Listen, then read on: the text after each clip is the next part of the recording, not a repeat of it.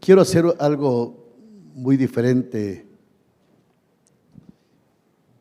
este día, en que quiero hablar sobre un tema que creo muy importante hablarlo. Estamos ya para terminar este año y yo creo que si hay algo que vamos a estar todos de acuerdo, es que se nos avecinan tiempos bastante difíciles. La gente habla de crisis, habla de incertidumbre. Muchos se preguntan, bueno, ¿qué va a pasar este próximo año? Muchos estamos viendo que todo el mundo está sufriendo pérdidas y muchos maquilas, muchos negocios están cerrando. ¿Qué es lo que viene? Pero hay algo que tenemos que entender en todo esto, y es que hoy más que nunca nos necesitamos los unos a los otros. En la Biblia siempre hay tipologías de lo que es la iglesia. La iglesia se le compara como un rebaño. ¿Y por qué se le compara a un rebaño? Porque un rebaño siempre tiene un pastor que los cuida. Y es que nosotros como iglesia necesitamos ser cuidados, ser guiados. Y esto es importante saberlo. También la Biblia dice que somos una familia. ¿Y por qué una familia? Porque la familia se apoya unos a otros, porque también se cuidan unos a otros. La Biblia habla que la iglesia es un tipo también, hace una tipología como que es un edificio. Un edificio tiene una base sólida, firme, y quizás en esto es lo que mejor puedo hablar. Esta base para nuestro edificio y el fundamento firme de la iglesia, Jesucristo. Pero también el edificio tiene columnas, tiene vigas, tiene techos. Pero es que las vigas o las columnas sostienen las vigas y las vigas sostienen los techos. Y cada bloque, cada ladrillo ocupa un espacio específico de apoyo en el edificio. Y es que nosotros necesitamos ser apoyados, que unos se apoyen a otros, que se sostengan unos a otros, que tomen un lugar donde corresponde en el edificio, y todos son necesarios. En el libro de Romanos capítulo 12, versículo 4, la Biblia también dice: porque de la manera en que en un cuerpo tenemos muchos miembros, pero no todos los miembros tienen la misma función. Lo que estoy tratando de decir es que, hermanos, ninguno va a hacer los cambios que necesita hacer por sí solo. Y quiero y que me encantaría hacer, los planes que tengo que hacer, que yo deseara hacer por mí mismo, pero si yo pudiera hacerlos, lo haría, pero no puedes, así que no los harás. Por eso la Biblia dice, y ahora leo la NTV, así como nuestro cuerpo tiene muchas partes y cada parte tiene una función específica, el cuerpo de Cristo también. Nosotros, las diversas partes de un solo cuerpo, y nos pertenecemos unos a otros. Hermanos, Dios conectó el universo de tal manera que nos necesitásemos unos a otros. Dios no quiso que tú fueras por ahí como el llanero solitario. Bueno, no sé si ustedes se recuerdan del llanero solitario, pero los que tenemos ya la edad que yo tengo, y imagínense que si usted se recuerda bien, el llanero solitario no estaba solo, porque tenía a Toro y a Silver. ¿Se acuerdan quién era Toro y Silver? ¿O no se acuerdan de la serie del llanero solitario? El Toro era su amigo indio y Silver era su caballo. Entonces, ni el llanero solitario estaba solo, necesitaba a alguien ahí. Así es que, fíjense que la Biblia, en el Nuevo Testamento, 58 veces menciona la palabra unos a otros. La palabra unos a otros es usada por 58 veces. Ámense los unos a los otros, tengan cuidado los unos por los otros, anímense los unos a otros, apóyense los unos a los otros, oren los unos por los otros, salúdense los unos a los otros, compartan los unos con los otros. Por 58 veces está mencionando eso. Así es que Dios nunca tuvo la intención de que estuviésemos solos. Tú me necesitas y yo te necesito. Necesitas a las personas que están alrededor tuyo. Nos pertenecemos los unos a los otros. Hay tantos libros que nos van a decir cómo nosotros podemos sacar lo mejor de nosotros, el provecho, esos libros de autoayuda que tenemos acá. Pero saben, hermanos, que lo que nosotros necesitamos son dos cosas esenciales. La número uno es el poder de Dios y lo número dos es la comunión los unos con los otros. Cualquier libro de autoayuda te puede poner las cosas aquí en la mente, pero Dios te la pone en el corazón y te da el poder para que tú la puedas hacer. La Biblia dice que Dios pone en nosotros el querer como el hacer. ¿Y qué significa esto? Hay cosas que están por ahí porque sabe que el corazón del hombre es egoísta. Pensamos en nosotros mismos nada más, pero sabe, la Biblia dice que Dios pone en mí el deseo de querer hacer algo. El apóstol Pablo decía: porque el bien que quiero hacer no hago, pero el mal que no quiero hacer, eso hago. Soy un miserable. Soy miserable. La figura que existía en aquel tiempo, bueno, no habían cárceles. Cualquier cosa que alguien hacía tenía que reponer las cosas. Si alguien le robaba o alguien destruía algo, pues tenía que sembrárselas o tenía que hacérselas de nuevo. Por eso existían también las ciudades de refugio, porque imagínense que alguien mataba accidentalmente a otra persona, que iba en su caballo y alguien se atravesó por ahí y lo atropelló y se murió. Entonces la gente podía correr a una ciudad de refugio y ahí nadie lo iba a tocar. Pero si usted asesinaba a alguien intencionalmente, lo que hacían era que le amarraban el cuerpo del muerto aquí atrás a la espalda. Se lo amarraban de tal manera que usted no se lo podía quitar, así hiciera lo que hiciera. Y lo sacaban y lo ponían allá afuera. Y el apóstol Pablo dice que así era nuestra naturaleza pecaminosa. Es como que andemos cargando un muerto atrás ahí, hediondo. Andemos cargando esa carga terrible. Imagínense tener que cargar un muerto día y noche. La gente terminaba suicidándose, matándose, irse por un despeñadero, porque no podían soportar. Y Pablo dice, así es el pecado, así es la naturaleza humana. ¿Quién me librará de este cuerpo de muerte?, decía el apóstol Pablo. Porque el bien que quiero hacer, no hago.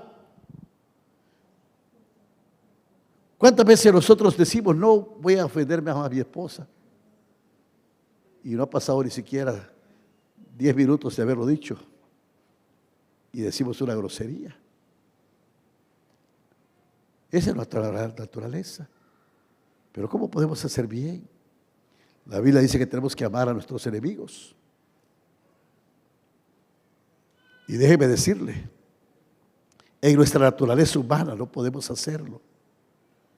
Pero como Dios produce en nosotros el querer, o sea, Dios nos da el poder para que nosotros queramos hacer algo, pero no nos da solo el poder para que queramos hacerlo, sino que Dios también nos da el poder para que lo hagamos.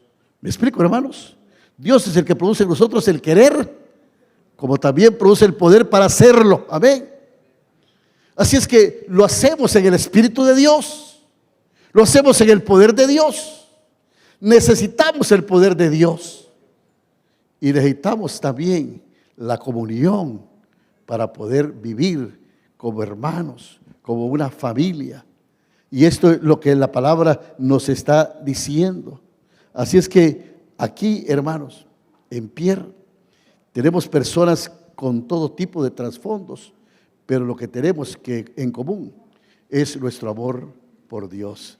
Y entonces somos una familia que los amamos, que nos respetamos, que estamos queriendo lo mejor. En ese contexto estamos haciendo algunas actividades y algunas cosas. Los matrimonios se reúnen para establecer grupos. Van a clausurar este miércoles. Y qué lindo tener una cantata donde la gente se siente familia, se siente unida, se saludan como hermanos. Usted va a un grupo de matrimonios, a un grupo de crecimiento y empieza a relacionarse con otros hermanos, empieza a tener esa confianza, empieza a tener ese sentido de pertenencia de algo.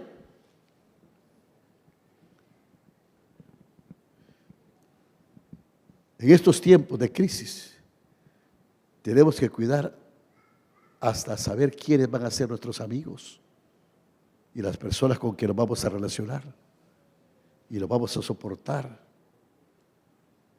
y podemos orar los unos por los otros. Y esto es lo que queremos.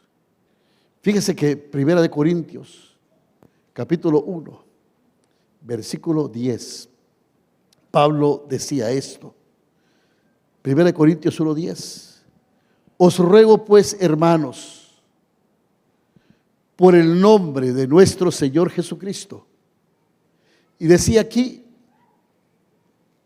que habléis todos una misma cosa. O sea, Pablo decía, estén siempre de acuerdo y que no haya entre vosotros divisiones, sino que estéis, ¿qué dice? Perfectamente unidos. Pablo dice aquí, vivan en armonía, pensando y sintiendo de la misma manera, o sea, sino que estéis perfectamente unidos en una misma mente y en un mismo parecer. Una de las habilidades que parece que ya no se enseña en las escuelas es cómo trabajar bien con los demás. Pero una de las habilidades más importantes que necesitamos aprender si queremos ser una iglesia victoriosa y llena de gozo es aprender a trabajar los unos con los otros. Ya lo dije, este es un tiempo de grandes desafíos para la iglesia del Señor. Y no estoy hablando solo para pastores y líderes, sino para todos sus miembros. Y no estoy hablando solo de la Pierre, estoy hablando de todas las iglesias. Va a ser un tiempo difícil para todos los cristianos. Y si no trabajas bien con otras personas, vamos a perder gozo y vamos a volvernos unas personas infelices. Y esto es verdad. La iglesia del Señor, inclusive, a nivel general, debe ser una iglesia que debe estar unida hoy, que debe estar en un mismo parecer.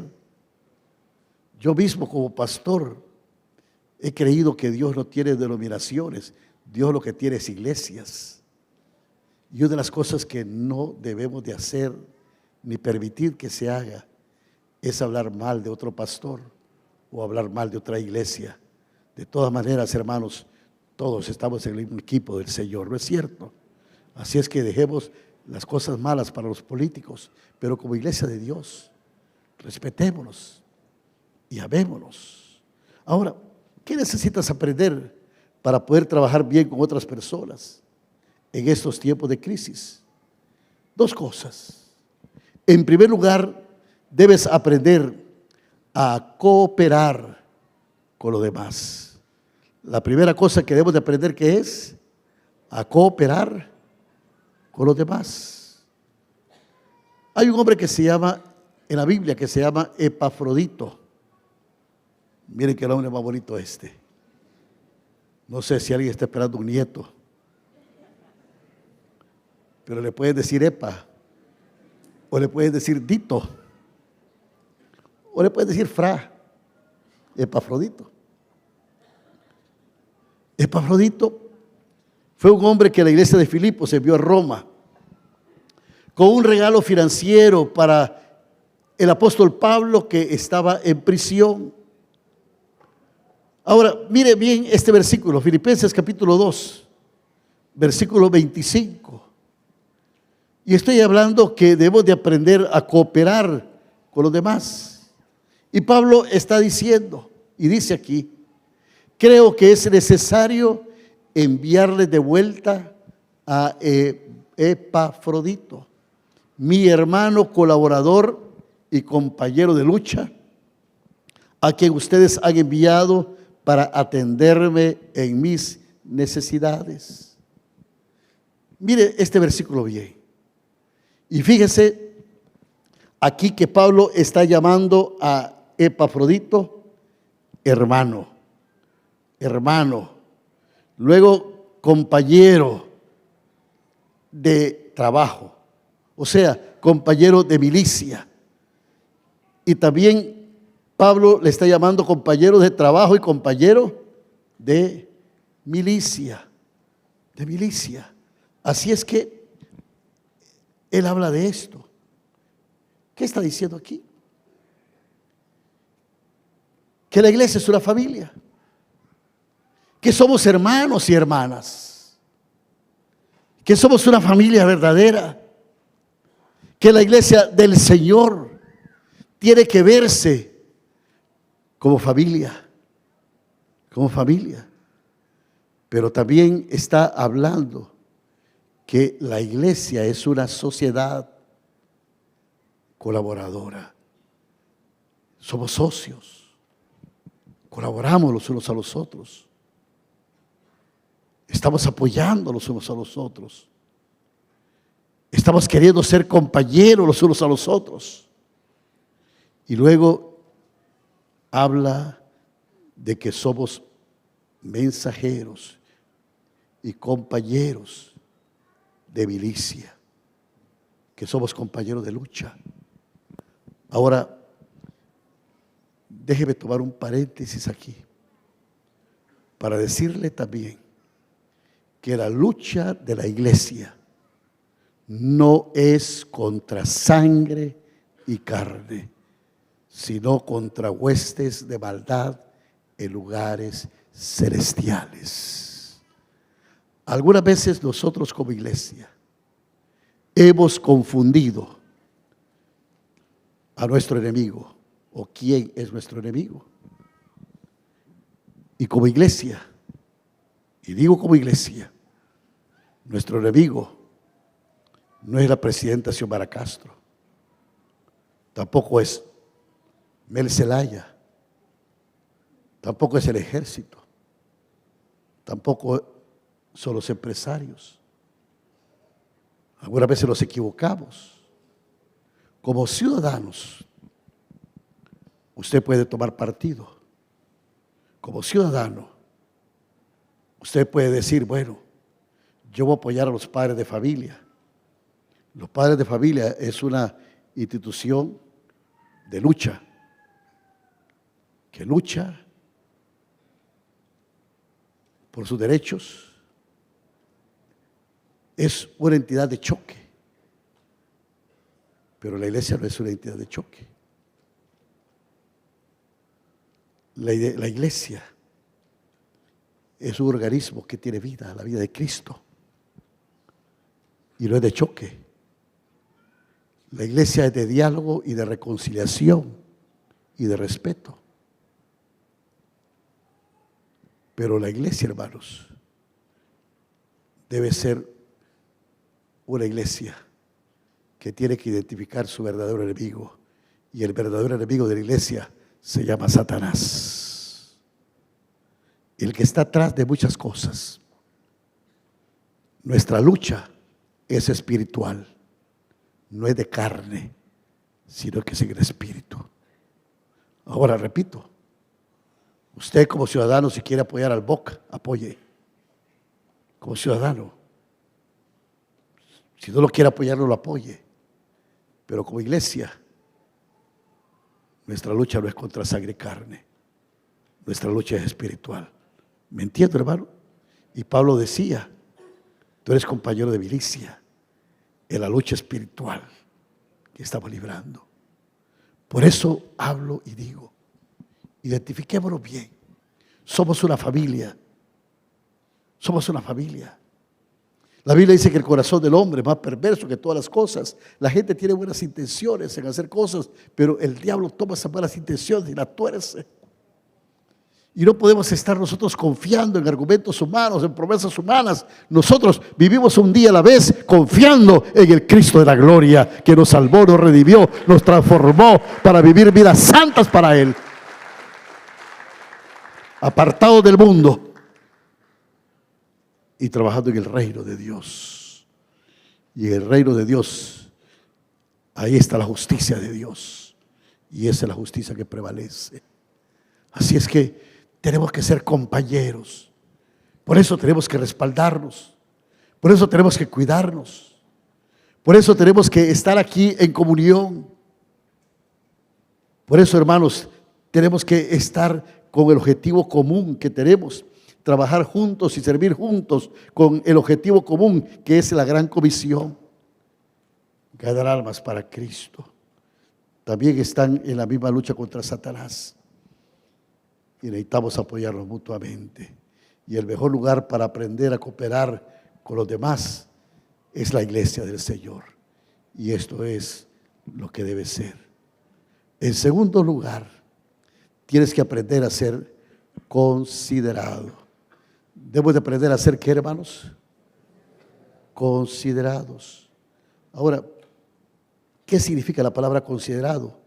Bueno, es habitual que usemos en nuestro idioma para dar cuenta de aquel individuo que presenta un comportamiento eminentemente respetuoso para con nosotros y asimismo en su desenvolvimiento en diversas situaciones.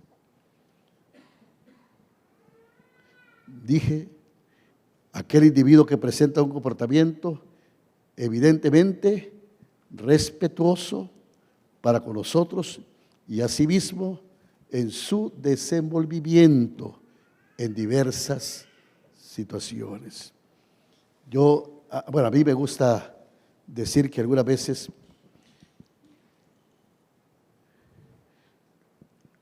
no es cómo nosotros accionamos lo más importante que tenemos, sino en cómo reaccionamos. Ahí es donde se ve el verdadero carácter de alguien, cómo usted reacciona. Cuando alguien se le mete en un parqueo que usted está esperando, ¿cómo reacciona? O alguien que se le mete en la fila delante de usted, ¿cómo reacciona? Yo iba atrás de un hermano, estaba el hermano haciendo alto en un semáforo, era un joven, y me le fui acercando poquito a poquito hasta que le golpeé el carro así, intencionalmente se lo golpeé. Era el tiempo donde aquellos celulares que teníamos parecían como ladrillos y todavía daban unos radios, ¿saben? Así. ¿Ah? Y cuando se sintió el golpecito así, el hermano salió del carro, ¿verdad? Abrió la puerta y salió con la cabeza agachada, así. Y le hizo así, viendo su carro. Y yo estaba con May riéndome, viendo la reacción. Y levanta la mano así, a saber qué me iba a decir. Levanta la mano y le hace así. Hola, pastor.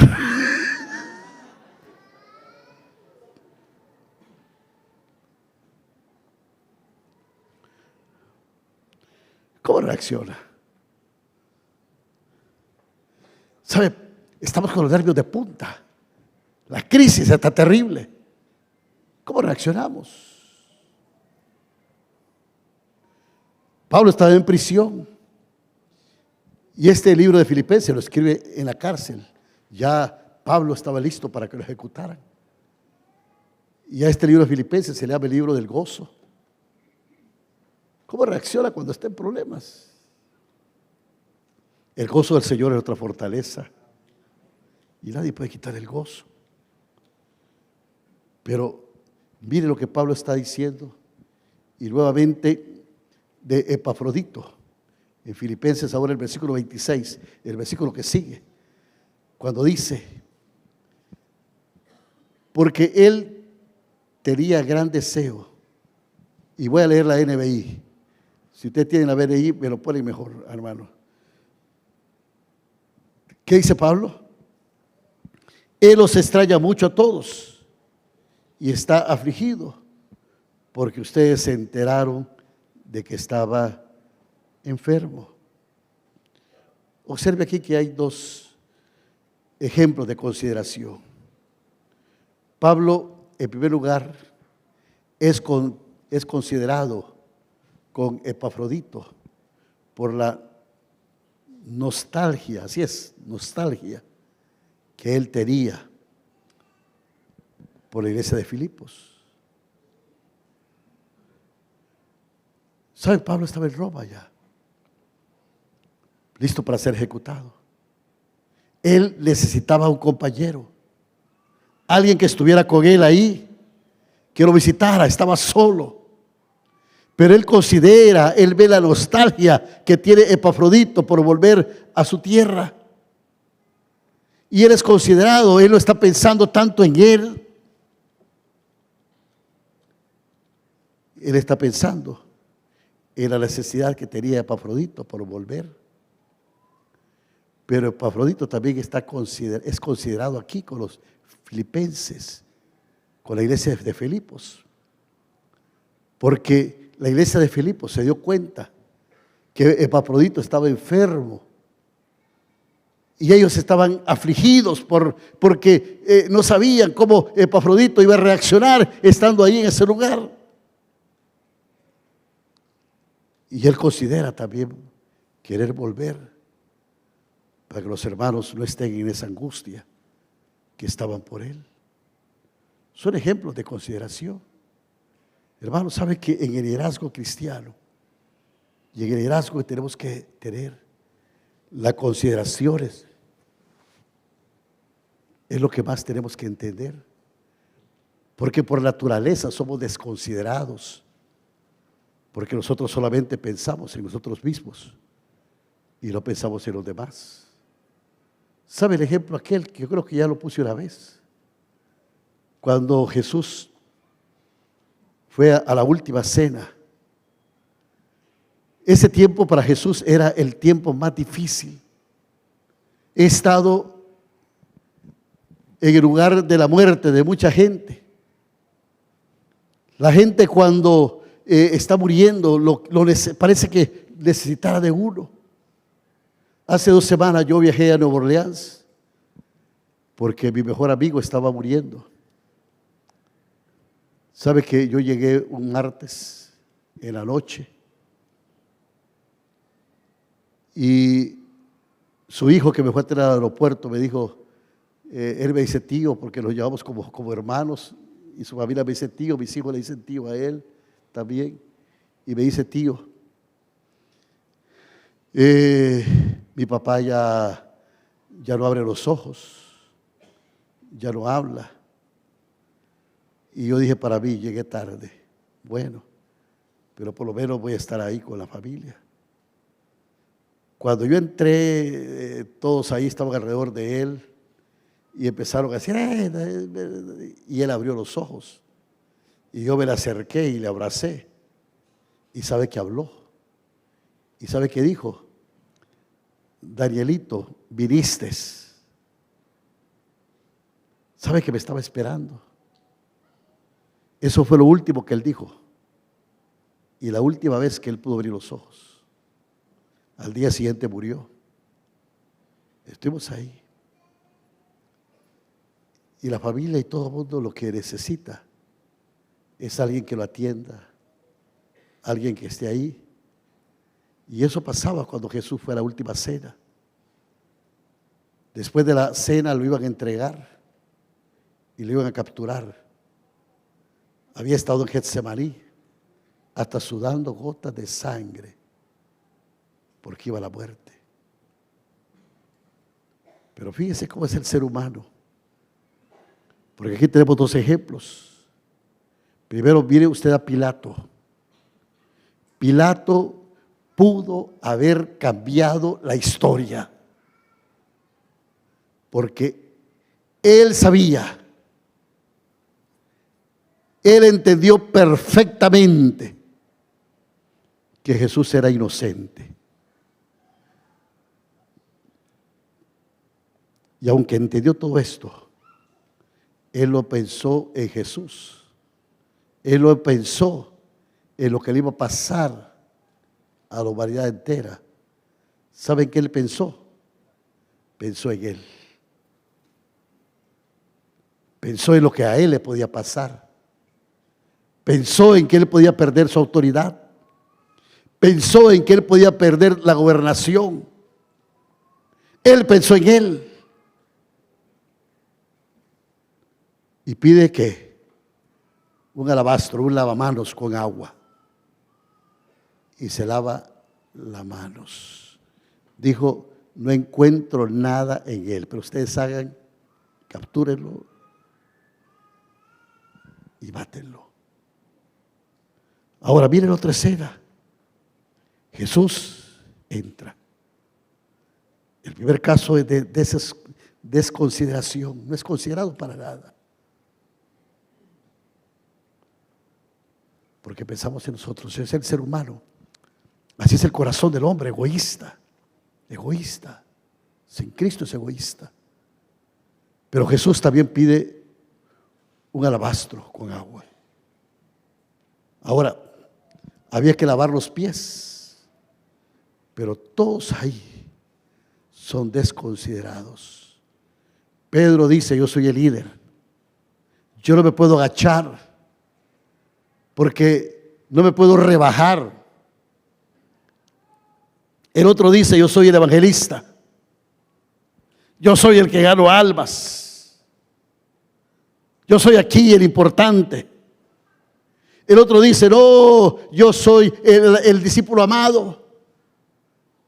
Ninguno se quiere agachar. El único considerado ahí, ¿quién fue? El que necesitaba que lo atendieran. El que necesitaba que lo apoyaran. Él dejó de pensar en sí mismo y pensó en los demás.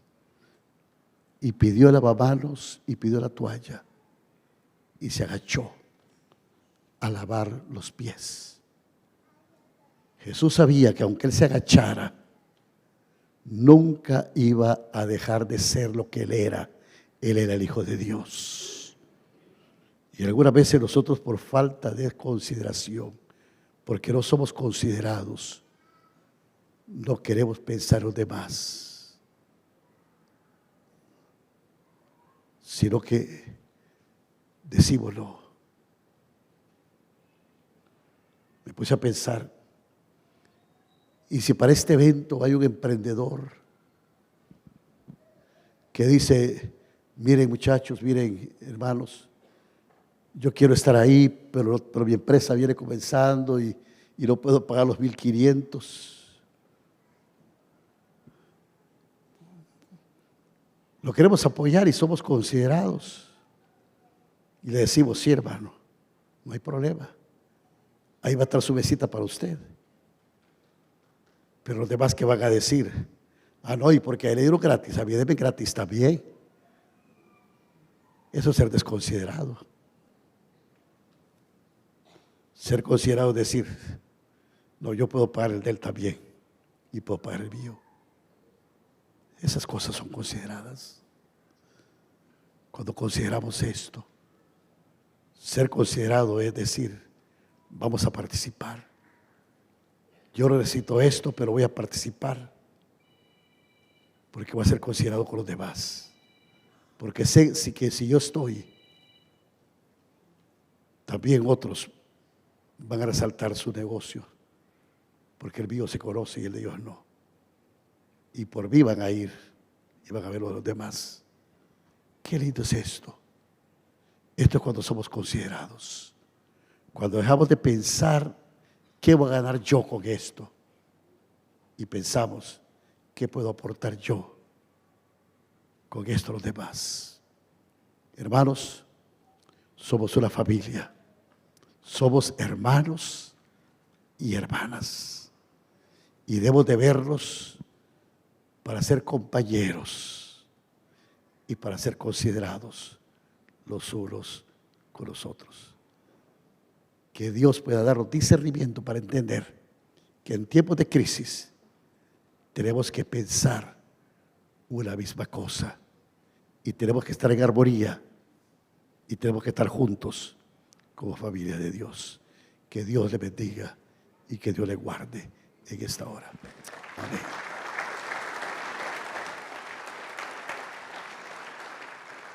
Nos ponemos de pie y oramos.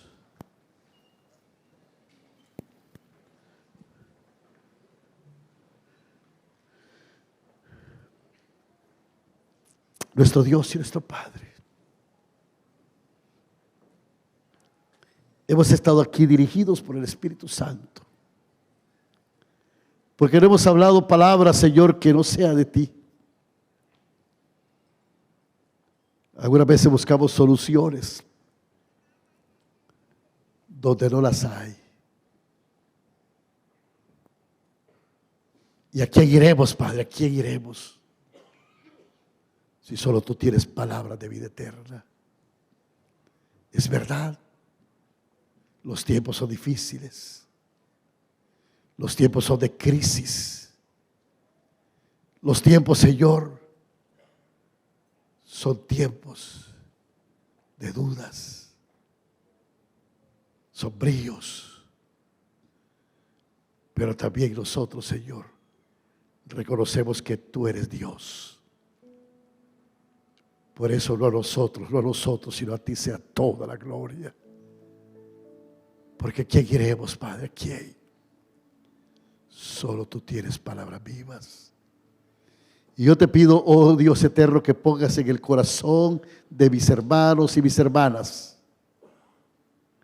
este sentimiento de familia, de pertenencia, de ser compañeros en la lucha, de ser compañeros en el ministerio, de ser la familia de Dios, esa familia que es guardada hasta el final, porque aún las puertas del Hades, del infierno, no prevalecerán contra tu iglesia.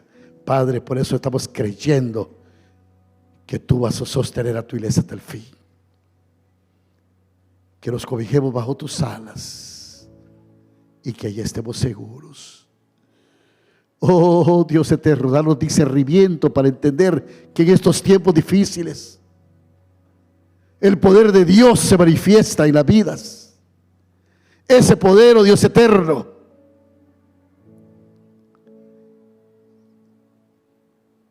que está allí para guardarnos. Que el manto de tu justicia se extiende y los cubre, Padre, contra toda artimaña, contra toda malicia. Porque si el enemigo viene con caballos, con carretas y lanzas, nosotros vamos en el nombre de Jehová de los ejércitos a pelear la batalla de la fe. Seguros, oh Dios eterno, que si Dios con nosotros, ¿quién contra nosotros? El que no escatimó ni a su propio Hijo, ¿cómo no lo dará con Él todas las demás cosas? A ver, hermanos, levante su mano al cielo y dígale: Padre, esta es mi necesidad, este es mi anhelo, esta es mi lucha. En ti confío, Padre, y tú me darás la victoria en el nombre de Jesús. Estas son mis dudas, Padre. Traigo ahora mismo todo pensamiento sujeto a tu autoridad, que es la única, Padre, que gobierna mi ser, en el nombre de Jesús. Porque si Dios lo dijo, es porque así va a ser. Si Dios lo dijo, es porque así va a ser. Padre, da una palabra de entendimiento ahora mismo, porque lo que tú dices, Señor, así va a ser. Confiese esa palabra. Dígale: lo creo, Señor. Creo esta palabra. Esta palabra la hago para mí. La palabra de Dios dice: no he visto justo desamparado, ni su simiente que bendiga el pan. La palabra de Dios dice: clama el justo y Jehová le oye y lo librará de todas sus angustias. La palabra de Dios dice que aunque a un ejército acampare delante de mí, no temerá mi corazón, porque tú estarás conmigo. Hubiera yo desmayado si no creyese que veré la bondad de Jehová en la tierra de los vivientes. Sí, espera, Jehová. La palabra de Dios dice: bendice, alma mía, Jehová, y no te olvides ninguno de sus beneficios. Eres el que sana, el que sana, el que sana todas tus enfermedades, el que cura todas tus dolencias, el que te rejuvenece como el águila, el que hace que tu pie no tropiece. Es el Señor. La palabra de Dios dice que tú guardarás en completa paz aquel cuyo pensamiento en ti persevera. Oh Dios, estamos aquí para creerte a ti, oh Dios, para creer tu palabra, para creer, Señor, que tú eres escudo nuestro, que tú peleas nuestras batallas, que tú estás como poderoso gigante. Estamos aquí como este pueblo tuyo, como esta nación santa, este pueblo adquirido para alabanza de tu nombre. Aquí está tu ejército, tus carísimos, este ejército que marcha victorioso a la patria celestial. Levante la mano los empresarios y los profesionales. Señor, bendice este grupo de hombres y mujeres, sus negocios, sus empresas, sus profesiones, sus actividades, Señor, cualquiera que sea. Nosotros, Señor, reprendemos al devorador, y todo lo que el salpicón y la oruga se han comido, tú lo vas a restaurar 10 veces más, en el nombre de Cristo Jesús. En el nombre de Cristo Jesús, Señor, en estos tiempos de crisis tú harás abundar, porque no es nuestra habilidad, sino tu mano de poder que va a actuar a favor de ellos, en el nombre de Jesús, en el nombre de Jesús, en el nombre de Jesús, en el nombre de Jesús. Diga: yo lo creo, en el nombre de Jesús. Gracias, Padre. Gracias, Jesús.